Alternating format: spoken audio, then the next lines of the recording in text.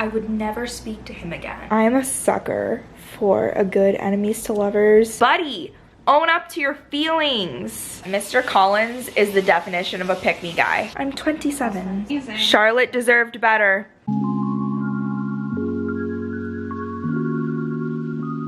Hello everyone, welcome. I am really excited about this video. For some reason, it feels like I'm being transported back to high school English class, and I didn't really mind my high school English classes. Did I ever do the reading? Not really, but that's what we're doing here. We are taking a look at some of the books that I read in high school that are considered classic literature that I didn't bother reading back then, but I'm taking the time to do so now. And I figured that we would start off this little mini series with a true classic, one of my favorite books. I've read it in parts. I've read bits and pieces here and there. I've not read the whole thing from start to finish. And I figured it's a great book for February. February is all about love and happiness, and that's why I'm reading Pride and Prejudice. Also, I was at Costco, shout out to Costco, and I saw this. This is the complete works of Jane Austen, and it's this really ostentatious, no pun intended, ridiculous book, and I was like, I have to have it. It was like $15. So I thought, you know what? I have this ridiculous book. I'm gonna read Pride and Prejudice for the month of February as my whole little goal of bettering myself through classic literature. I've obviously seen Pride and Prejudice, the 2005 version with Kiara Knightley. If you haven't, then yikes, you need to go watch that like immediately. And I know that there's been multiple series that have been made, and I just feel like in light of Bridgerton coming out on Netflix and taking the world by storm, you know, there's just no better time to dive right into a Jane Austen novel. I just feel like the moment is right. With that being said, I am going to go ahead and get reading. I'm literally like, I'm like 10 lines in, and Mrs. Bennett is already like giving me anxiety. She's making me feel like I'm single and I'm way too old to be single and I need a rich man to come and marry me. So this is going great so far. I forgot just how much Mrs. Bennett annoys the bejeebus out of me. Hi, Niall. I always forget how irritating it is to get used to reading works from this era, because just the language, it always takes like a couple chapters to like get in the mindset and getting used to reading it. And so I'm always, every time I read books set in this era, it's always like, you're using too many words, just stop. But that's also my writer's brain that's coming in. It's like, just get to the point, you know? None of this flourishy language. I know this is gonna be such a long video if I keep interjecting, but I just have to say that Mr. Bennett is one of my favorite characters in literature. I find his humor, and maybe it's just the era, but his humor is so witty and so hilarious, and it's something that I never would have been able to appreciate as a high schooler, but now that I'm reading this as an adult, it's so funny. Mrs. Bennett says, "You have no compassion for my poor nerves." And he responds saying, "You mistake me, my dear. I have high respect for your nerves.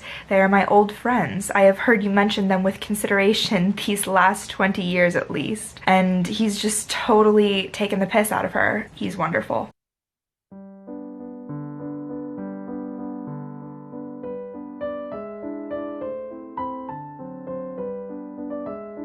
If a man ever said to me, and I quote, "She is tolerable, but not handsome enough to tempt me," I would never speak to him again, let alone marry him.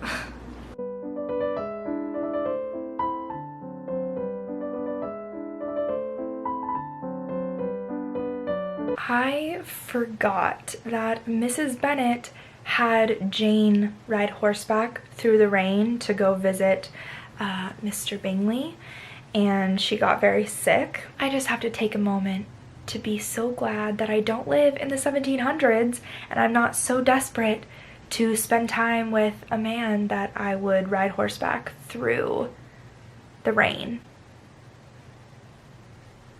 Actually, the more that I think about that, that's very romantic, isn't it? That's actually kind of lovely, but whatever. I don't think I realized how mean Miss Spingley and his sisters are.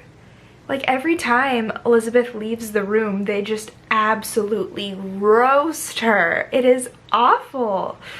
So they suck pretty much. It's weird because Darcy's character is just so interesting to me because he doesn't necessarily like defend Elizabeth in any way, yet we can tell, the reader can tell that he's starting to like kind of like her, but he still won't defend her for the others. And I'm like,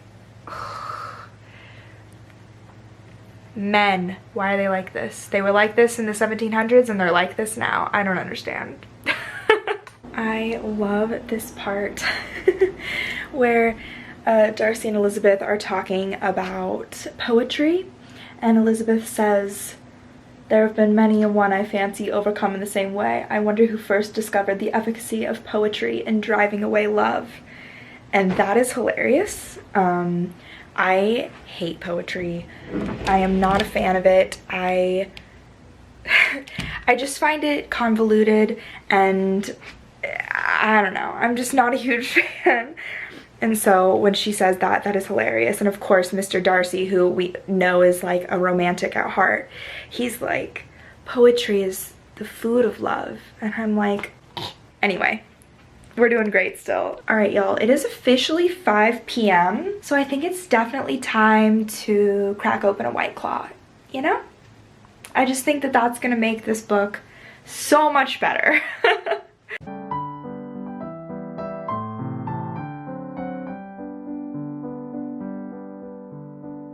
One thing that I do love about the writing in this era is how tense everything is, and how every time that Elizabeth and Darcy are in the same room, I find myself like, I have to read every word, I have to understand every sentence because I'm so invested in them.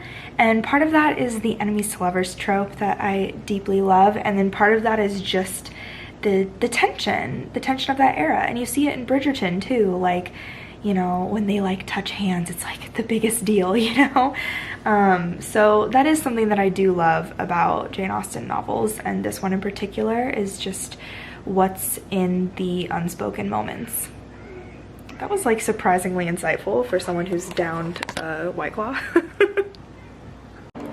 As much as I say that I really love the writing in this era, sometimes you just like hit a sentence or a paragraph and you're like, what the fuck is this? For instance, will it not be advisable before we proceed on this subject to arrange with rather more precision on the degree of importance which is to appertain this request, as well as the degree of intimacy subsisting between the parties? What is that? What does that mean?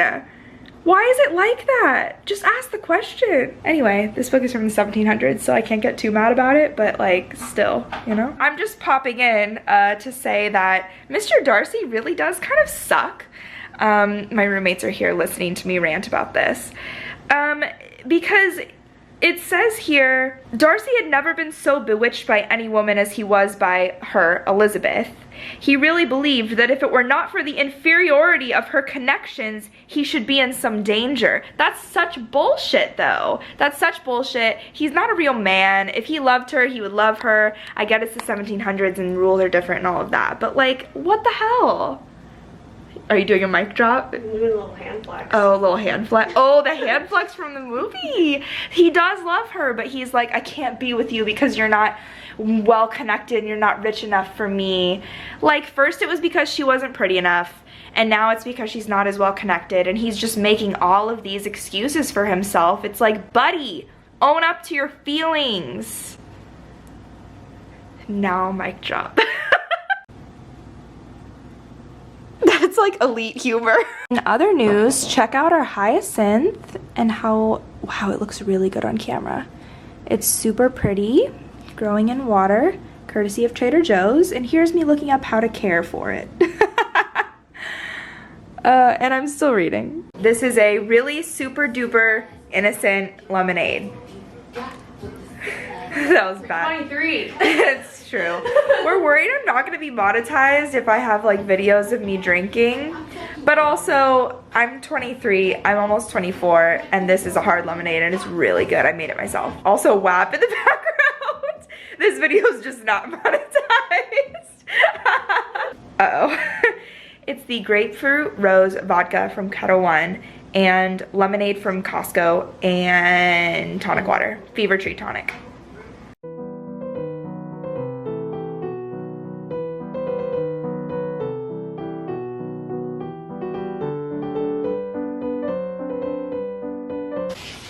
I don't know if this is not a great observation, but Mr. Collins is the definition of a pick-me guy. Yeah? Mr. Collins is Mr. Struggle. Mr. Struggle. Mr. Struggle. I don't know if you guys seen that Cody Co video.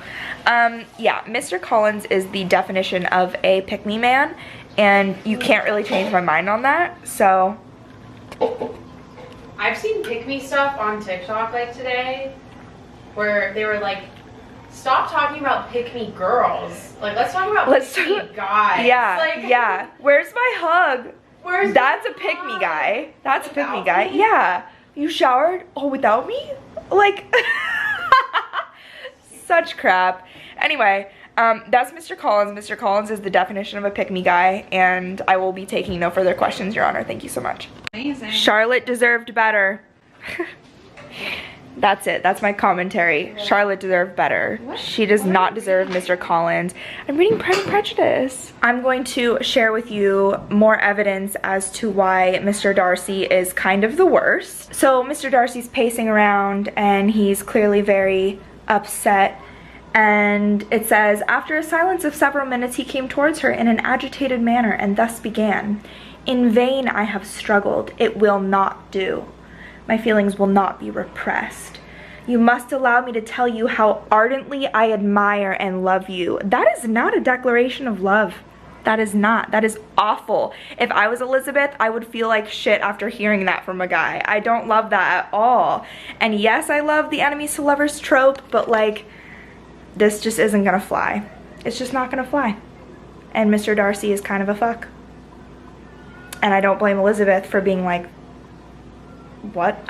Elizabeth's clapback is just really good, so I wanted to share that with you guys. It is natural that obligation should be felt, and if I could feel gratitude, I would now thank you. But I cannot. I have never desired your good opinion, and you have certainly bestowed it most unwillingly. I am sorry to have occasioned pain to anyone. She's basically just like, fuck you. What I also feel is so unsatisfying with these books and with the era is that women basically just had to marry because they needed money and they had no rights, so that was like their only option. So in any other book, Elizabeth would just absolutely like roast Darcy, which she does. She does roast him, and she basically says, I had known you not even a full month before I decided that I would never marry you. But then she goes on to marry him, and it's like, oh, it's so unsatisfying, you know? But the whole point is Pride and Prejudice. She thinks he's prideful and she's prejudiced against him, and that's the whole point of the book, and I totally get that. Also, again, it was written in the 1700s, but still, it's irritating. It's like, he clearly is not deserving of her love. She's giving him like so many chances, and it's like, he just doesn't deserve it. But this is the 1700s and she needs to get married. I'm 27. I have no prospects and no money. I'm already a burden to my parents. I think that's just in the movie. I don't think I read that. Oh, welcome. Welcome to my little cocktail reading hour. I don't know what time it is. I thought I was gonna be done with this tonight. I probably still could if I really tried. I may be finishing tomorrow morning, which will be really fun for you guys to see. This drink is delicious, by the way. This is Darcy and Elizabeth seeing each other for the first time ever since Elizabeth straight roasted him. After he said that he loved her but he wished he didn't love her, which again, dick move for sure. This is the first time that they're like seeing each other. Their eyes instantly met and the cheeks of both were overspread with the deepest blush. He absolutely started, and for a moment seemed immovable from surprise, but shortly recovering himself, advanced towards the party and spoke to Elizabeth, if not in terms of perfect composure, at least of perfect civility. She had instinctively turned away, but stopping on his approach, received his compliments with an embarrassment impossible to be overcome. Ugh, you can literally feel how awkward that must be. That's all. I'm still not totally sold on Team Darcy. I know once I get to like the last page, I'm gonna be like, oh, they're so in love. But right now I'm like, oh my god, this guy, you know? Also, this is just a totally unrelated side note, but the thought that people used to go and like walk around other people's estates and that was like an accepted thing, that's so strange. That's like having random strangers who live in the town over just come walk through your house and your backyard and just enjoy. So strange. I don't know. But again, that's just the era. Very Bridgerton when they go. I don't know if you guys have watched Bridgerton. If you have, you need to let me know because we can chat about it. But they go and they walk through what's his name's house. Is that in Bridgerton? Or am I thinking of Emma, which is also a Jane Austen? I don't know. You know? You know? Mm.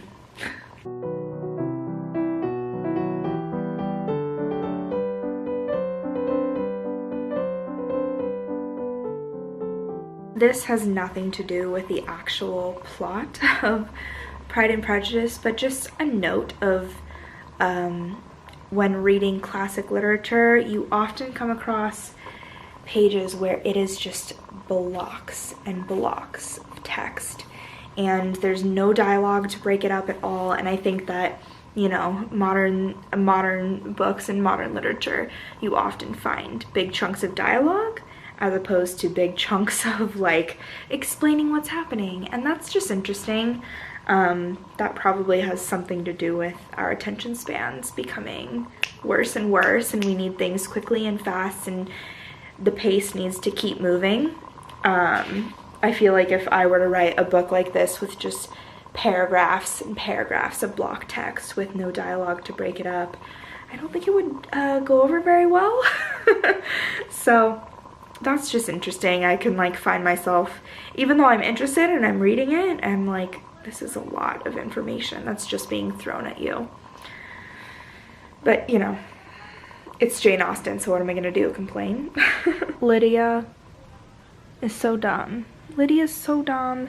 She's like precious, you know? She just wants to be married and she wants to marry a soldier. Cute for her, but also so dumb, you know? I guess that's one less daughter for Mrs. Bennett to worry about, though. I don't know. They're apologizing to each other. I knew this was gonna happen. I knew they were gonna apologize to each other for the big misunderstanding, and I was gonna be like, that's so cute, that's so precious. And here I am. I'm a sucker for a good enemies to lovers. I'm a sucker for a good misunderstanding that drives a wedge between the two that then gets resolved. Anyway, they're apologizing to each other and I'm loving it. Another thing about this era and this type of romance that just like, oh, it gets me, is that even though the tension is all very much there because, you know, they're forced to not say what they mean and they kind of have to dance around certain subjects, and there's a lot of protocol when it comes to courting and all of that, but when he finally says like, I still love you even after all this time, like I still love you, if you don't feel the same, tell me and I will drop it, but if you do feel the same, please tell me. And she of course reciprocates his feelings by now, and it's like this, it's this big moment of like, oh my god, they both just told each other that they love each other. Like, it's this big thing and it's this big build-up. It's a whole book building up to this moment, and they're just like, they just continue walking and that's it. There's no like crazy passionate moment. It's just, I still love you, and yes, I love you too. And that's like so frustrating. It's so frustrating. That would never fly in a book these days, because it's like, it's all about like big grand moments, and like enemies to lovers is all about the build up until like the moment when they finally realize like, wait, we're not enemies anymore. And this is that moment, but it's so understated and frustrating. Just some thoughts as I near the end of the book. Really, I said, I don't know when I said it. I know once I get to like the last page, I'm gonna be like, oh, they're so in love. But right now I'm like, oh my God, this guy, you know? But I said that I knew that when they finally did get together and they finally admitted their feelings for one another, that I was gonna be swooning over it. And I was right. Forget every bad thing I've ever said about Darcy, because I love him. We're done. In the end, it's always good. It always ends up good. I know it does. I like how the last chapter is very much an epilogue. It's just everything that happened after Darcy and Elizabeth get married. But I will say that the 2005 film starring Keira Knightley, the ending is just so satisfying. It's them out on the balcony. I think they're at Pemberley, and it's that really famous scene where he's like, "How are you this evening, my dear?" "Very well, thank you, though I wish you didn't call me my dear." "You can call me Mrs. Darcy when you are perfectly incandescently happy." And he's like, "Very well, how are you this evening, Mrs. Darcy?" And he just says it over and over again. That's good. That's definitely Hollywood ending, and I get why they did that for the movie and why it's not in the book. But it's like, once you see that, it's like you can't go back to the book ending where it's just like, this is what everyone thought of their marriage. You know, it's just not as satisfying, but overall, so good. Love a bit of 17th century, not 17th century. Is that 16th century? Love a bit of 16th century. No. 20th century. Is it 16th century? Yes. Love a bit of 16th century enemies to lovers romance. Can't go wrong. It's so interesting. I feel like I've been reading this book all day long. And I have been. I feel like I've gone through as much as the characters have gone through. But overall, you know what? If I were to rate this book, I would give it 5 Katelin's rating scale book stars. What do I call it? Katelin's book scale review stars. Jesus, I don't know. I give it 5 stars. It's great. It's one of my favorites. It's Jane Austen. It's a classic. You can't go wrong. Yeah. If you enjoyed this chaotic as hell video, then go ahead and give it a thumbs up. And if you're new here, then subscribe, you know, because I make fun videos and stuff. Alright, as always, thank you guys so much for watching. I hope you have a fantastic day. Now go read some classic literature.